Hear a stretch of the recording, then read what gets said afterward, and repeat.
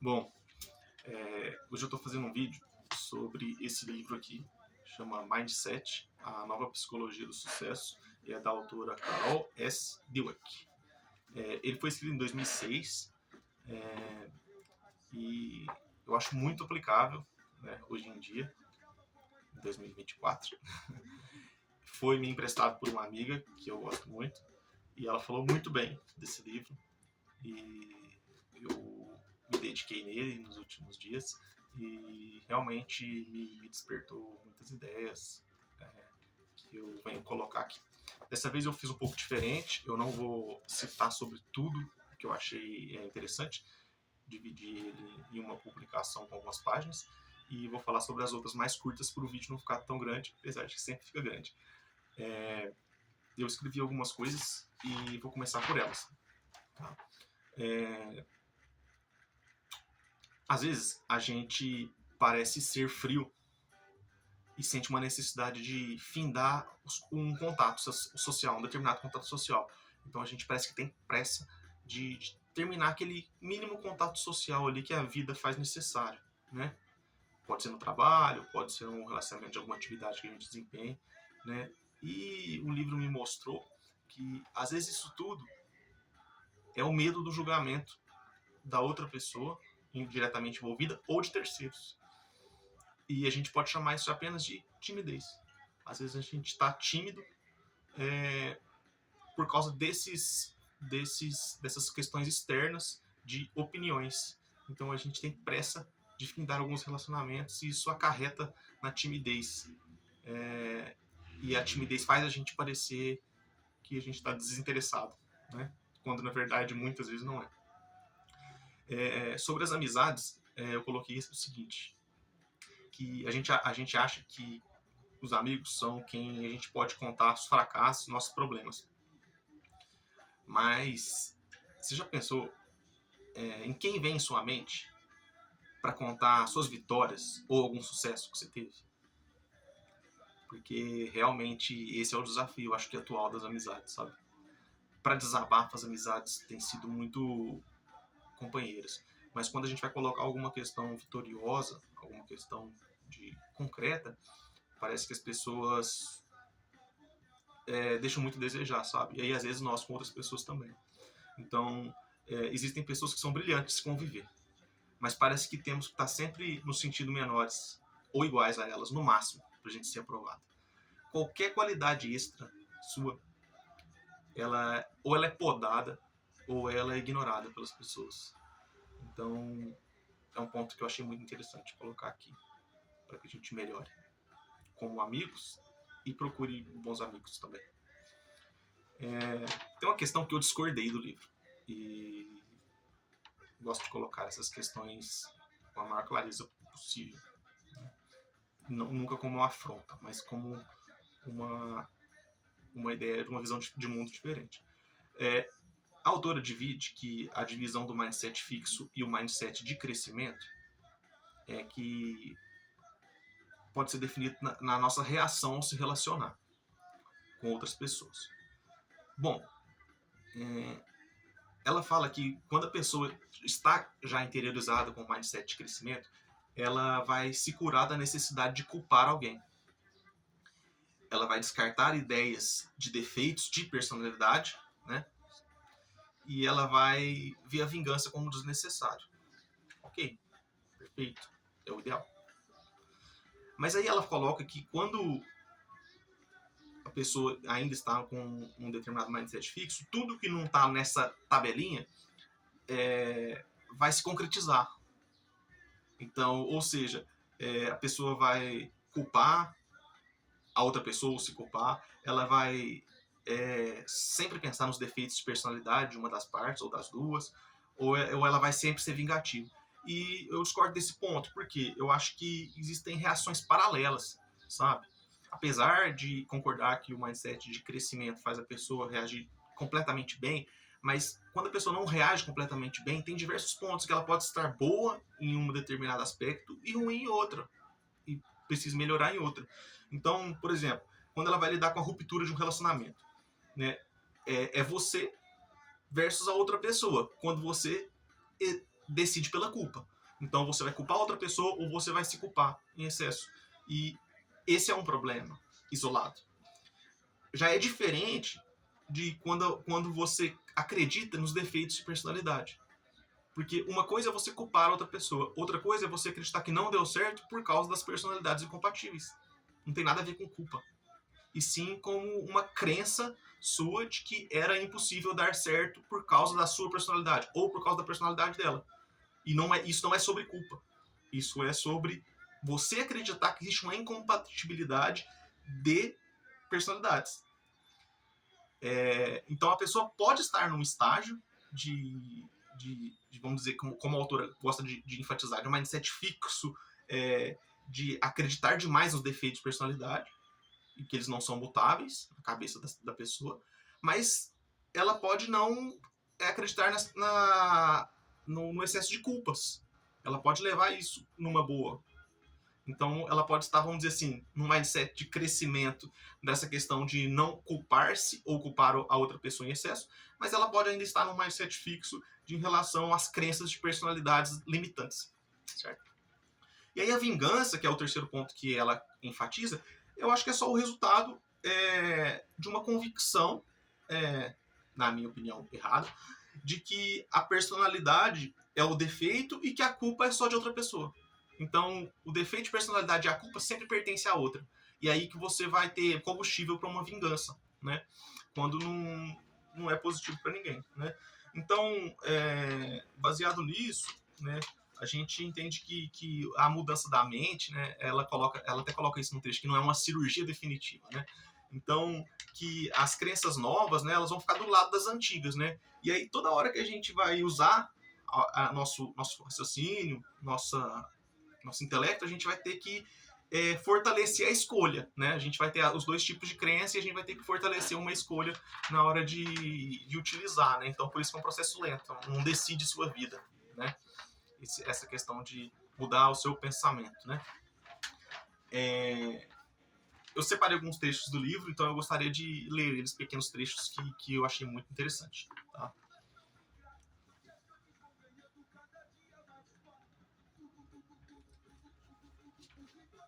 Pensando bem, faz sentido.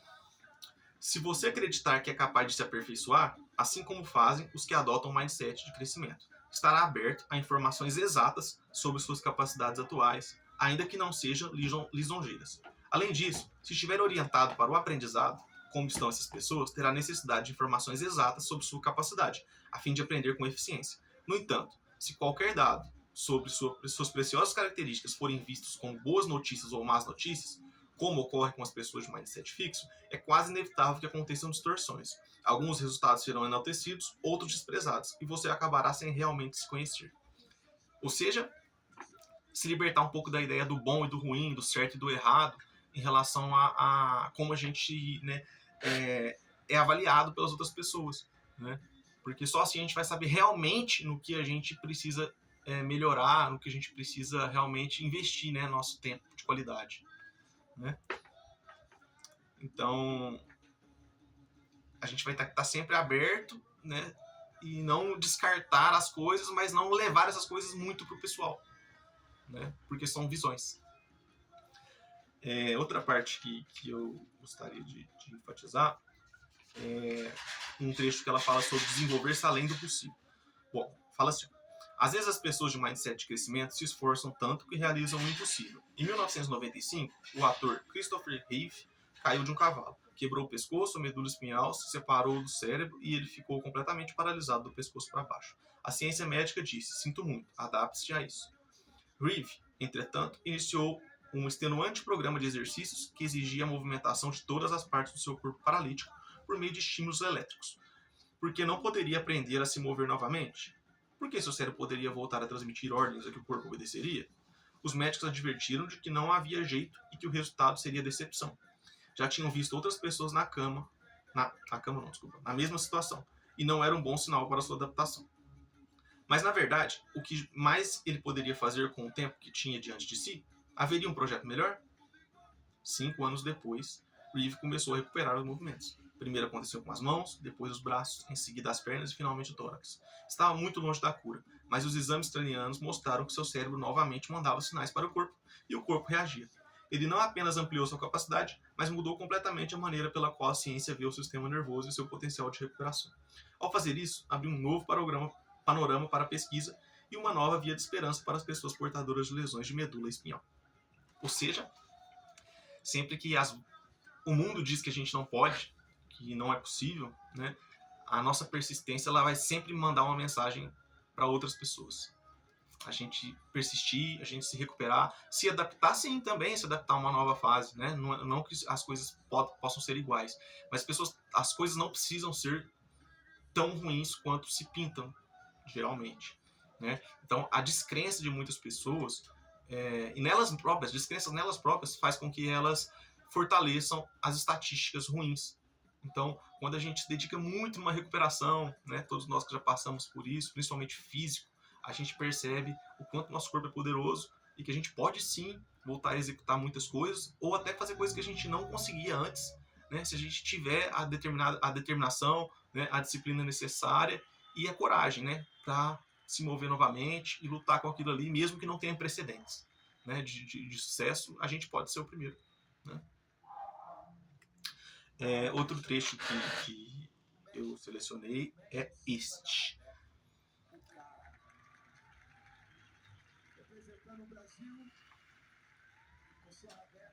Eis o motivo.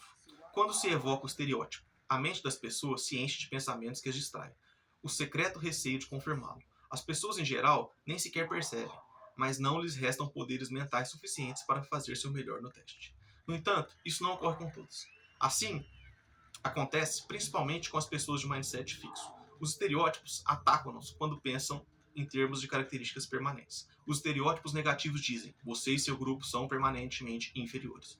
Essa mensagem repercute somente em pessoas de mindset fixo.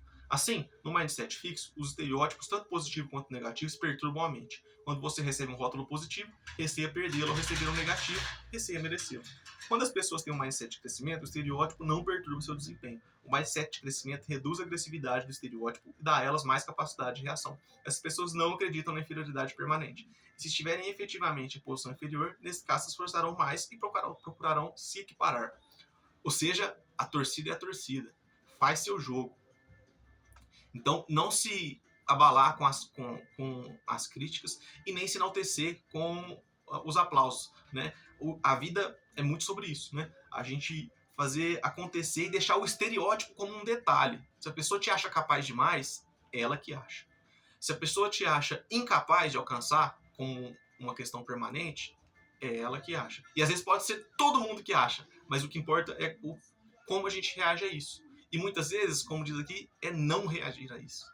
É a gente estar seguro do que a gente é, o que a gente busca, né? E como a gente pode buscar esses objetivos, né? Independente do estereótipo que nos é colocado.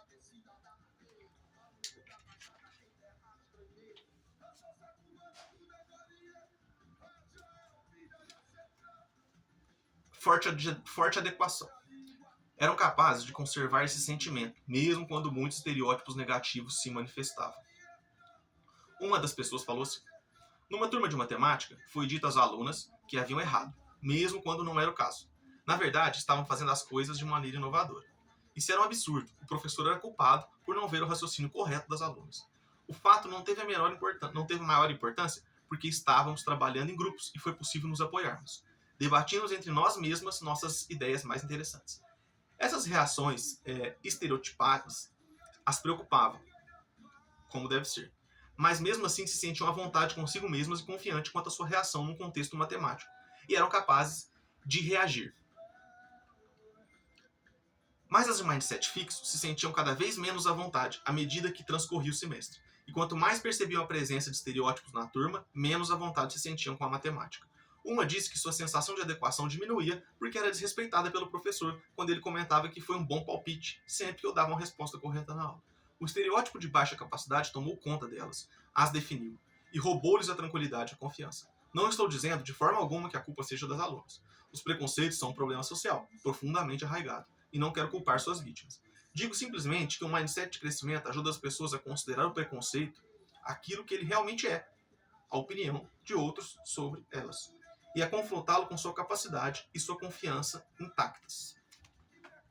Eu costumo bater muito nessa tecla nas minhas relações pessoais, né? E isso às vezes faz a gente ser até muito mal interpretado.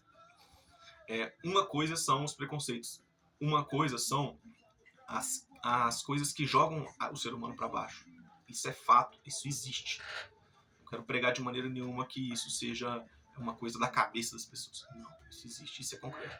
Mas quando a gente fala dessas questões interiores, a gente coloca que a pessoa é capaz de superar isso através dessa blindagem. Como ela coloca aqui, que ela, né, a aluna, né, que ela cita aqui, a aluna com outras alunas estavam tão confiantes de que elas estavam desenvolvendo raciocínio matemático lógico e correto, que o professor as diminuírem não fazia um efeito sobre o que elas sentiam pela matemática e por desenvolver o estudo da matemática.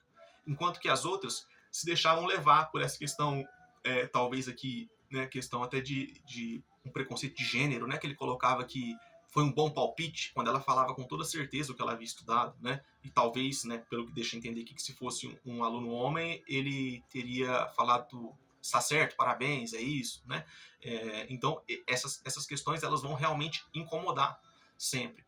Mas a partir do momento que as pessoas conseguem colocar isso no interior delas e se escorarem uma nas outras como que são competentes, né? Então, nesse caso aqui, todas as mulheres estudavam matemática junto e já estavam desenvolvendo essa questão, essa mentalidade de crescimento, as questões do professor se tornavam só a opinião dele. Então, elas continuavam focadas no estudo e comprovando a sua competência quando era permitido a elas comprovar, né? Tem uma outra parte que fala sobre o QI dos esportes. Gosto muito dessa parte. Você poderia pensar que o mundo dos esportes deveria conhecer a relação entre a prática e o aperfeiçoamento, entre a mente e o desempenho, e deixar de dar tanta importância ao talento físico nato. Mas é quase como que se recusasse a perceber. Talvez isso seja assim porque, como sugere Malcolm Gladwell, as pessoas dão mais valor aos dotes naturais do que às capacidades adquiridas. Embora a nossa cultura mencione muito o esforço individual e o autoaperfeiçoamento no fundo, argumenta ele, reverenciamos o talento nato. Gostamos de pensar em nossos campeões e ídolos como super-heróis, que nasceram diferentes de nós. Não gostamos de pensar neles como pessoas relativamente comuns que se tornaram extraordinárias por seu esforço. Por que não? Para mim, seria muito mais impressionante. Mesmo quando estão dispostos a reconhecer o papel da mente, os especialistas fazem questão de dizer que tudo é inato. Compreendi isso com todas as letras quando encontrei um artigo sobre Marshall Faulk, o grande running back da equipe de futebol americano dos Rams de St. Louis. Faulk acabara de se tornar o primeiro jogador a conquistar 2.000 jardas em corridas e em passes juntos, em 4 temporadas consecutivas. A história desse jogador aqui é que ele saía de uma questão completamente diferente, né, da natureza dele, né, e conseguiu se superar tanto que ela descreve mais para frente toda a história dele, né, toda a questão como ele superou, e isso me tocou bastante, a questão dos esportes, porque como atleta, como esportista, né, e desprovido de talentos natos que me coloquem acima das outras pessoas, né, eu sempre trabalhei muito a questão do treino, do preparo, da dedicação. E isso me colocou em condições de poder competir, né, de poder estar nos meios que, se eu fosse seguir a minha natureza biológica, eu não teria espaço. Então, isso foi com muito trabalho. Ah, mas você vai ser um gênio, um fenômeno? Muitas vezes não. Aqui está a prova, não sou. Né? E tem muitas pessoas como eu. Mas a gente consegue ser muito melhor do que a gente...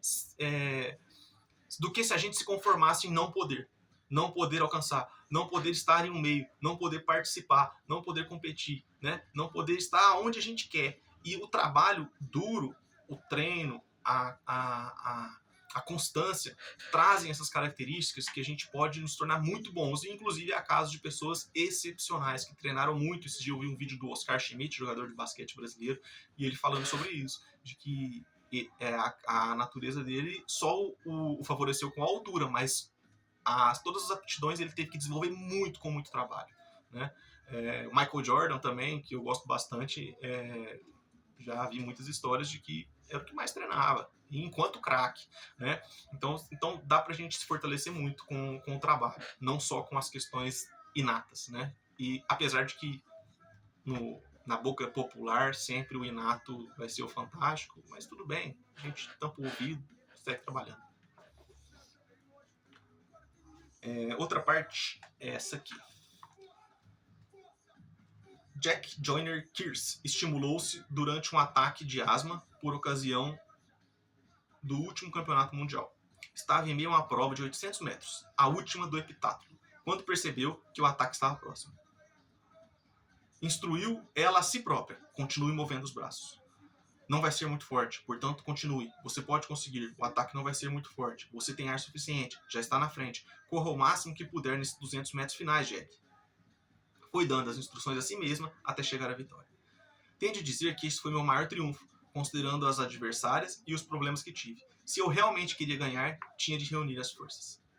Em sua última Olimpíada, o pior aconteceu. Uma grave contusão no tendão obrigou a abandonar o heptátlon. Ficou arrasado. Já não podia participar de sua prova preferida, mas poderia competir na de salto em distância alguns dias mais tarde.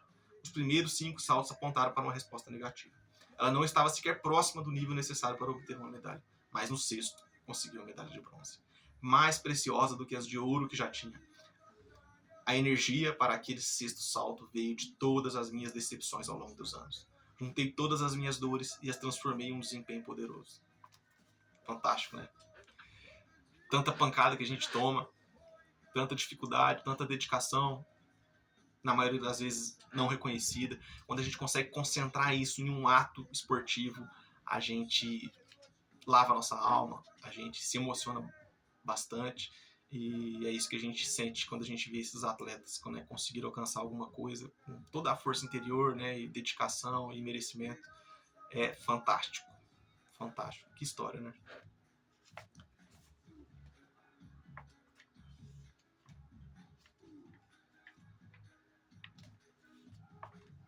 Outro trecho é este aqui. Ora, isso é a síndrome alguém-ninguém. Se eu vencer, serei alguém. Se eu perder, serei ninguém. A raiva de Tillis contra o pai pode ser justificada porque ele a abandonou quando ela era criança. Mas esse modo de pensar acabava por prejudicá-la. Talvez ninguém mais possua essa combinação de tamanho físico, habilidade, rapidez e visão no basquete universitário feminino, diz Bernstein. Mas poucos diriam que Tillis é melhor do que as duas melhores jogadoras do país, Diana Taurasi, de Connecticut, e Alana Beard, de Duke. O desempenho de Tillis frequentemente desmente sua capacidade. O fato de que as pessoas tenham grandes expectativas em relação a ela e queiram que jogue melhor lhe causa frustração. Sintam como se tivesse de entrar na quadra e fazer um triplo dobrado, marcar 2 algarismos, total de pontos nos rebotes e nos passes, enterrar a bola em 360 graus, saltar, girar completamente o corpo no ar, enfiar a bola na cesta de cima para baixo, para que as pessoas digam: ora, ela não é tão ruim assim. Não creio que as pessoas desejem o impossível, mas simplesmente querem vê-la utilizar o máximo do seu grande talento. Creio desejarem que desenvolva a capacidade necessária para atingir seus objetivos. Preocupar-se em acabar sendo um ninguém não é a atitude que motiva e sustenta os campeões. Embora seja difícil, talvez Tillis devesse admirar o pai por haver tentado triunfar em vez de desprezá-lo por não haver conseguido. Ser alguém não depende de ganhar ou perder. É ser alguém que buscou a vitória com tudo que tinha. Se você se dedicar com todo o seu ser, Tillis, não apenas nos jogos, mas também nos treinos, você já será alguém. Esse trecho aqui, ele tem uma introdução de que o pai dessa atleta, ele foi um boxeador que muito bom, muito competente, mas não ficou conhecido. Ele chegou a vencer, não sei se era o Holyfield ou o Mike Tyson, né? Chegou a rivalizar em algum breve momento, mas depois a carreira dele não andou tanto mediaticamente, né? Não foi um sucesso, né? De vitórias. Então, ela carregava isso com ela, um trauma com ela, de que ela não queria ser igual ao pai, né? Que bateu na trave e não conseguiu, né? Ser um campeão, né? Ter esse reconhecimento de campeão, né? Social, né? E aí isso assombrava ela, porque ela era muito boa, muito competente, mas na hora, vamos dizer assim, das decisões, na hora do vamos ver, ela tremia, vamos dizer assim, né? Ela não tinha um desempenho tão ao nível que era esperado. E aqui a autora mostra que como isso é a mentalidade, né? Que ela tinha muito medo de não ser excepcional, muito medo de não usar todo o seu talento. E aí isso a bloqueava, né? Jogava contra ela mesma, né? Então, se ela não se preocupasse menos, talvez, né, com as opiniões, com as questões externas, né, e concentrasse nela, talvez ela poderia ter um desempenho, não o excepcional, mas um desempenho melhor do que ela teve, né, o que a autora coloca, né, e só quando ela se libertou disso, né, que ela conseguiu desenvolver o seu jogo melhor, né, que faz muito sentido, né, essa nossa ânsia de agradar, né. Outro trecho, tá acabando, é o da página 175.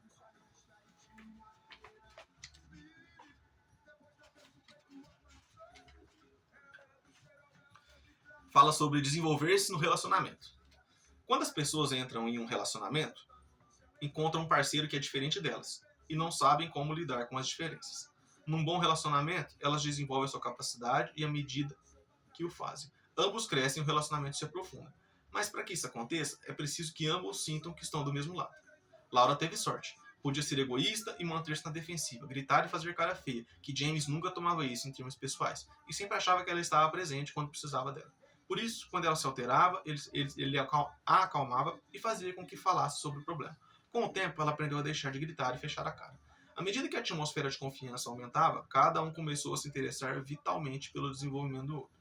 James estava abrindo uma empresa e Laura passava horas com ele, debatendo os planos e alguns problemas que ele estava encontrando. Laura sempre sonhara em escrever livros infantis. James a fez falar de suas ideias e preparar um primeiro rascunho. Insistiu com ela para que entrasse em contato com um ilustrador conhecido. No contexto do relacionamento, cada um dos parceiros ajudava o outro a fazer as coisas que tinha vontade de fazer e tornar-se a pessoa que desejava ser. Não faz muito tempo, eu conversava com uma amiga sobre a opinião de algumas pessoas a respeito da importância dos pais na educação de uma criança. Alguns acham que os pais não fazem grande diferença. Para explicar essa posição, ela comparava isso com o relacionamento no casamento. É como os parceiros em um casamento. Cada um chega a essa relação já completamente formado e não deve pretender modificar o parceiro. Ora, não, respondi. Para mim, o casamento é justamente estimular o desenvolvimento do parceiro na medida em que ele estimula o nosso. A Carol aqui coloca de que o relacionamento é um desenvolvimento constante, onde uma pessoa vai estar sempre afetando a outra, né, e vice-versa. Né? Então, não adianta acreditar que são duas pessoas formadas e que tudo tem que dar certo se for compatível, que isso é um pensamento fixo, né? E ela luta justamente contra isso, contra a nossa capacidade de ser maleável e crescer, né? Então, crescer juntos, né? Então, nesse caso aqui do exemplo dela, a Laura tem o companheiro que é compreensivo, mas podia ser o contrário, né? Podia ser o cara que tivesse a companheira compreensiva, né? E que fizesse ele crescer, né? Ele se desenvolver primeiro a calma, para depois se expressar, para depois melhorar as relações. Né? E com isso chegar nos seus sonhos, né? Nas suas vontades, né? Que é um desejo, todo ser humano tem seus desejos, né? E merecemos, né? Alcançar, né? Muitos dos nossos objetivos, né? E quando é em dupla, né? Num relacionamento, é maravilhoso.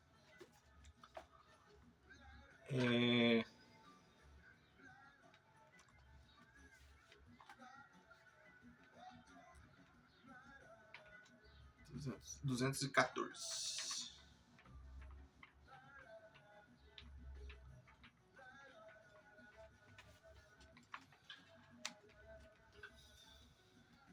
A matéria fica mais difícil. Seu lema é: não há atalhos. Collins repete essa ideia ao dizer à sua turma: aqui não há mágica. A senhora Collins não faz milagres. Não sei caminhar sobre a água, nem abrir o mar. Simplesmente amo as crianças e trabalho mais do que muita gente. E vocês também vão fazer isso. DeLay exigia muito de seus alunos, mas também os guiava. A maioria dos estudantes se sente intimidada com a noção de talento, que os mantém presos a um mindset fixo. Mas DeLay desmistificava o talento. Um dos estudantes se achava incapaz de tornar uma peça com a velocidade de Isaac Perlman. Por isso, ela só o deixou ver o termômetro depois de ter terminado a execução. Tenho certeza de que se ele tivesse manipulado o metrônomo, ao se aproximar da contagem, ele diria a si mesmo que jamais poderia igualar a velocidade e teria parado de tocar. Outro aluno se sentia intimidado pelos belos sons obtidos pelos violonistas talentosos. Estávamos procurando aperfeiçoar o meu som. Toquei uma nota e a senhora DeLay me deteve e disse: ah, este som foi lindo. Em seguida, ela explicou que toda nota tem de ter um belo começo, meio e fim, que leva à nota seguinte. E ele pensou, uau, se posso fazer isso na sala, posso fazer em qualquer outro lugar. De repente, os belos sons de Perman ficaram mais claros e deixaram de ser um conceito amedrontador. Quando alguns estudantes não sabem fazer uma coisa e outros sabem, o abismo parece intransponível. Alguns educadores procuram estimular os alunos dizendo que eles estão bem assim. Os professores com mindset de crescimento dizem a verdade e lhes dão os instrumentos para que atravessem esse fosso. Como disse Marva Collins a um menino que fazia palhaçadas na aula, você está na sexta série e sua aptidão na leitura é muito baixa. Eu não escondo essas coisas. Digo-as para que você saiba o que tem que fazer. Agora você não vai mais brincar na sala de aula. E ambos vamos passar a trabalhar firme.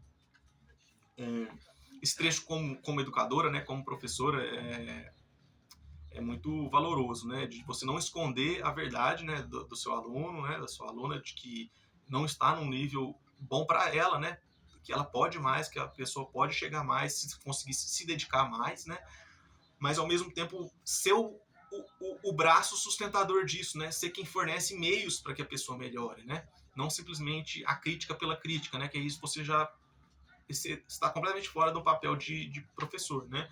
Então, ela mostra como carinho sobre cada nota musical, por exemplo, né, faz o aluno acreditar que ele pode tocar bem uma música completa, né? E a outra questão também de esconder o metrônomo, né, num determinado momento, que se a pessoa vê que ela está chegando, ela vai ter medo de chegar naquele resultado que é o desejado e vai tropeçar nas notas, né? Ou vai desandar a velocidade da música, né? Então, é isso, né? Ter essa leitura do que a pessoa que você está ensinando precisa, né, para conseguir se libertar de que ela não é capaz, né, da ideia de que ela não é capaz, e não ser soberba, né, e conseguir sempre se dedicar mais e mais e crescer, né, à medida que as capacidades dela permitam, e ela vai ditar as próprias capacidades ali em diante, né? Fantástico.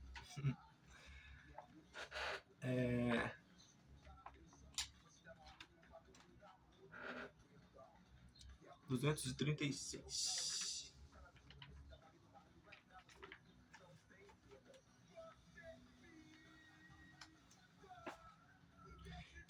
Quer percebam, quer não, as pessoas mantêm uma espécie de registro permanente das coisas que lhes acontecem, do que elas significam e do que deveriam fazer. Em outras palavras, nossas mentes estão constantemente observando e interpretando. É assim que nos mantemos conscientes. Às vezes, porém, o processo de interpretação fica perturbado. Algumas pessoas interpretam de forma mais extrema coisas que acontecem e, em seguida, reagem com sentimentos exagerados de ansiedade, depressão ou raiva, ou então de superioridade. Os mindsets dão estrutura ao registro que ocorre na cabeça das pessoas, orientam todo o processo de interpretação. O mindset fixo cria um monólogo interno focalizado no julgamento. Isso significa que sou um fracassado, isso significa que sou melhor que eles, isso significa que não sou um bom marido, isso significa que meu parceiro é egoísta. Em diversos estudos, investigamos a maneira pela qual as pessoas com mindset fixo tratam a informação que recebem. Descobrimos que avaliam com veemência cada elemento de informação. Uma coisa boa levava a um rótulo altamente positivo, uma coisa ruim levava a um rótulo altamente negativo. As pessoas com mindset de crescimento também observam constantemente o que acontece, mas seu monólogo interno não trata de julgar a si mesmo e aos demais. Dessa maneira, sem dúvida, são sensíveis às informações positivas e negativas, mas estão afinadas em sua implicação para o aprendizado e a ação construtiva. O que posso aprender com isso? Como posso me aperfeiçoar?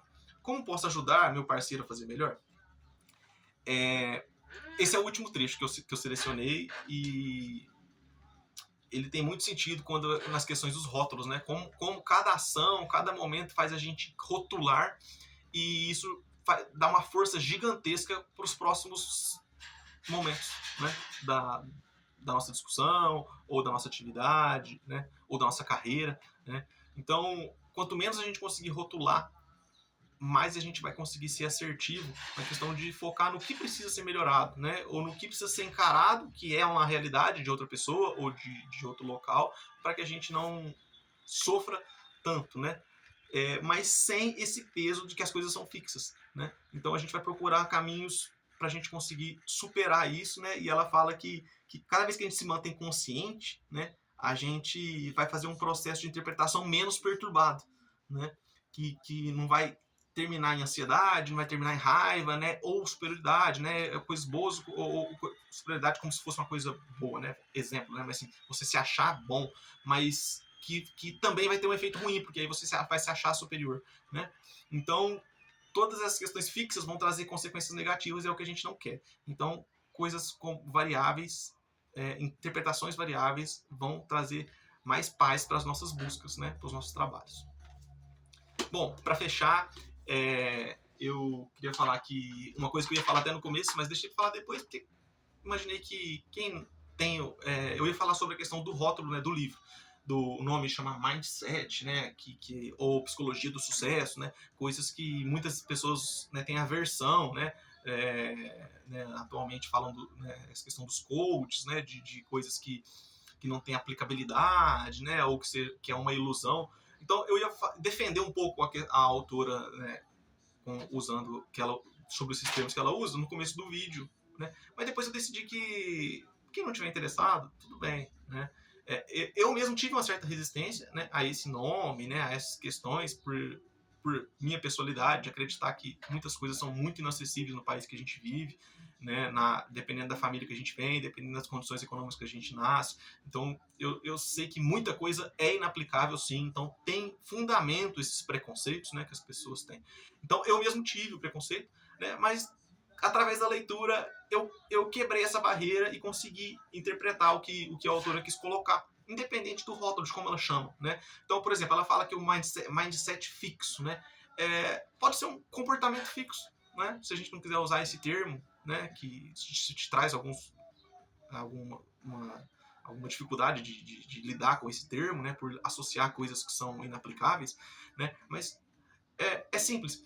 Eu transcrevi isso na minha mente para um comportamento fixo, né? Então, o que a gente tem que buscar aqui? Comportamentos que sejam de acordo com o que a necessidade exige, e não um comportamento fixo. Mas, todo comportamento fixo, ela deixa claro que ele vem de um bom motivo.